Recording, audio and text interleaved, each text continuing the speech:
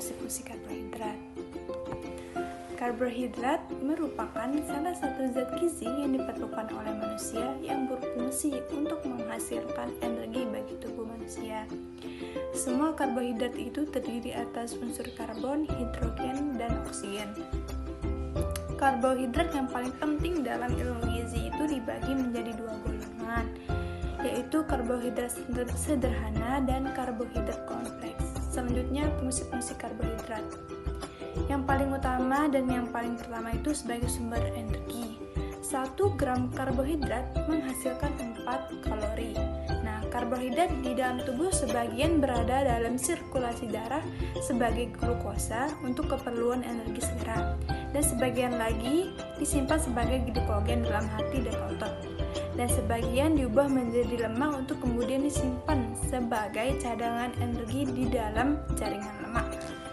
Nah, yang kedua, selain sebagai sumber energi dan karbohidrat berfungsi sebagai pemberi rasa manis pada makanan. Karbohidrat pemberi rasa manis pada makanan khususnya monosakarida dan polisakarida. Dan yang ketiga sebagai penghemat protein.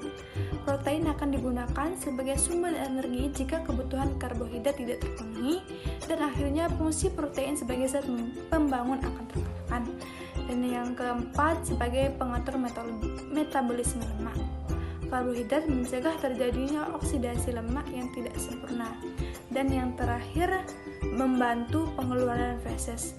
Karbohidrat membantu pengeluaran feses dengan cara mengatur peristaltik usus dan memberi bentuk pada feses. Baiklah, di sini saya akan menjelaskan sumber-sumber dari karbohidrat.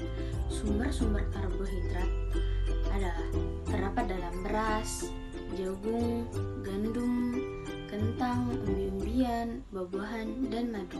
Karbohidrat digunakan sebagai sumber energi bagi tubuh kita. Setiap 1 gram karbohidrat dapat menghasilkan energi sekitar 4 kilokalori, atau kita konversikan 1 kalori sama dengan 4,2 joules.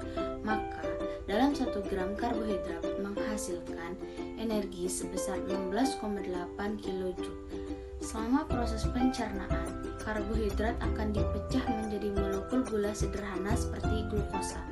Bentuk gula sederhana inilah yang diserap oleh tubuh. Jika manusia mengkonsumsi karbohidrat berlebih kebutuhan tubuh, maka karbohidrat tersebut akan disimpan dalam bentuk glikogen dan juga lemak. Glikogen akan disimpan di hati atau otot. Lemak akan disimpan di dalam sekitar perut, ginjal, dan juga buah kulit. Kekurangan karbohidrat akan menyebabkan badan lemah, kurus, semangat kerja atau belajar menurun, dan daya tahan terhadap penyakit perut. Dan yang selanjutnya yaitu mengenai jenis-jenis dari monosakarida dan disakarida. Nah, kalau monosakarida itu mempunyai 4 jenis, yaitu ada glukosa, fruktosa, galaktosa, dan pentosa. Jadi yang pertama itu ada glukosa, di mana glukosa itu merupakan suatu aldoheksosa dan sering disebut juga dengan dextrosa atau gula anggur, karena mempunyai sifat yang dapat memutar cahaya, terpolarisasi ke arah kanan. Glukosa juga terdapat di dalam sayur, buah, sirup, jagung, dan bersamaan dengan fruktosa terdapat dalam madu. Nah, yang kedua itu ada fruktosa. Jadi fruktosa ini merupakan suatu ketoheksosa yang mempunyai sifat memutar cahaya, terpolarisasi ke kiri, dan karenanya disebut juga levulosa atau gula buah. Fruktosa ini juga memiliki tingkat kemanisan gula yang paling manis. Fruktosa juga dapat diolah dari pati dan digunakan secara komersial sebagai pemanis. Nah, yang ketiga itu ada galaktosa, di mana galaktosa ini merupakan monosakarida yang tidak terdapat bebas di alam seperti halnya glukosa dan fruktosa, akan tetapi terdapat dalam tubuh sebagai hasil pencernaan laktosa. Dan yang terakhir itu ada pentosa. Jadi pentosa ini merupakan aldopentosa yang tidak terdapat dalam keadaan bebas di alam. Pentosa ini juga merupakan bagian sel-sel semua bahan makanan alami yang jumlahnya sangat kecil sehingga tidak penting sebagai sumber energi. Nah, yang selanjutnya itu ada pun jenis-jenis dari disakarida seperti sukrosa, maltosa, laktosa, dan trehalosa. Nah, seperti halnya sukrosa ini juga bisa disebut dengan gula yang kita kenal sehari-hari, baik yang berasal dari tebu maupun dari bit.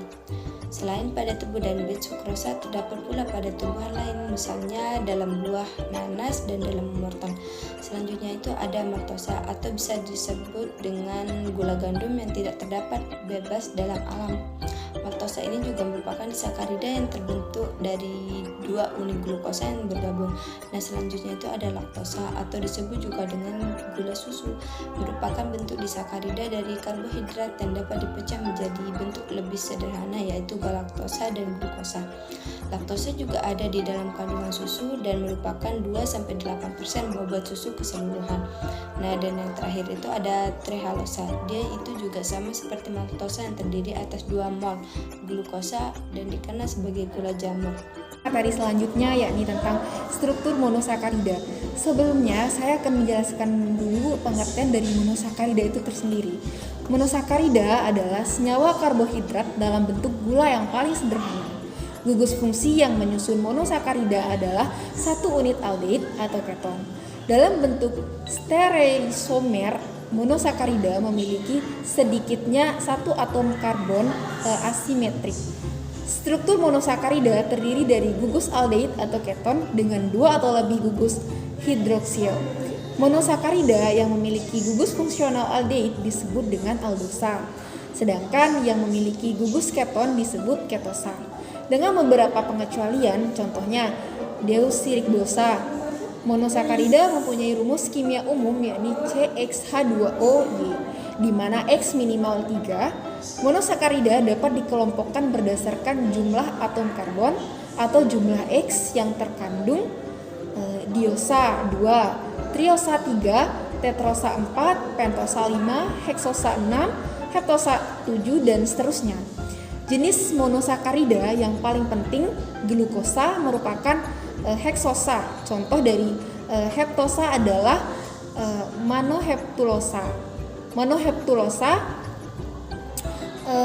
ketosa, dan pseudoheptulosa. Monosakarida dengan atom karbon 8 atau lebih jarang ditemukan karena agak tidak seimbang. Saya akan melanjutkan materi dari saudari saya yaitu Resma Septiana, di mana dia membahas struktur dari monosakarida.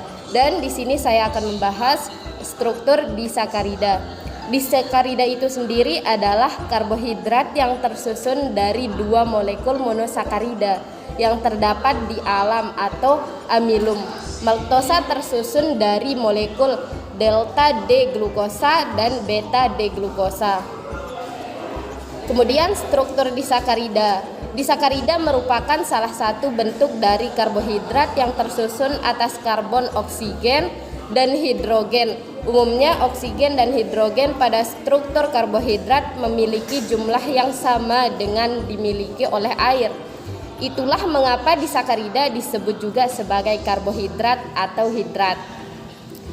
Sebab secara kimia karbohidrat diartikan sebagai aldehida polihidrosilasi atau RCHO atau keton RCOR.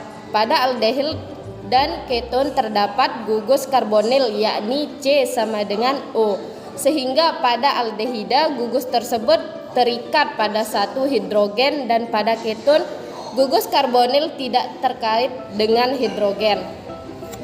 Seperti yang diketahui, jika disakarida memiliki 2 monosakarida yang berhubungan dengan ikatan glikosidik, contoh disakarida seperti sukrosa, maltosa, dan laktosa saat dipanaskan dengan asam encer atau aksi enzimik akan terhidrolisis dan menimbulkan komponen monosakarida.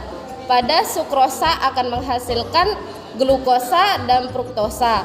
Maltosa menghasilkan 2 glukosa, sedangkan laktosa menghasilkan glukosa dan galaktosa. Reaksi-reaksi senyawa aldehid.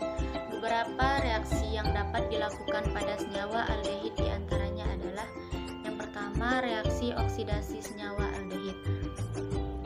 Aldehid merupakan reduktor kuat sehingga dapat mereduksi oksidator-oksidator lemah. Contoh oksidator senyawa aldehid yang pertama adalah reaksi oksidasi aldehid oleh kalium permanganat KMNO4. Yang kedua, reaksi senyawa aldehid etanal atau asetaldehid dengan preaksi Tollens. Yang ketiga, reaksi oksidasi etanal atau asetaldehid dengan preaksi Benedict-Fehling. Reaksi oksidasi etanal atau asetaldehid oleh preaksi Benedict-Fehling akan menghasilkan asam asetat atau asam etanol.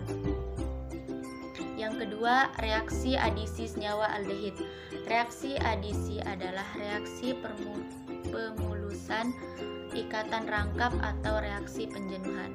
Jika reaksi yang mengadisi bersifat polar, maka gugus yang lebih positif terikat pada atom oksigen dan gugus negatif terikat pada atom karbon. Disakarida 1. Dengan gugus hemisetal bebas merupakan senyawa dengan 1 unit glikosil yang digantikan dengan atom hidrogen dari gugus hidroksil alkoholik dan unit 2. Tanpa gugus hemisetal bebas merupakan senyawa yang dibentuk dengan reaksi 2 glikosidik gugus hidroksil dengan gaya yang lainnya sehingga tidak mempunyai gugus OH glikosidik dan bersifat tidak mereduksi.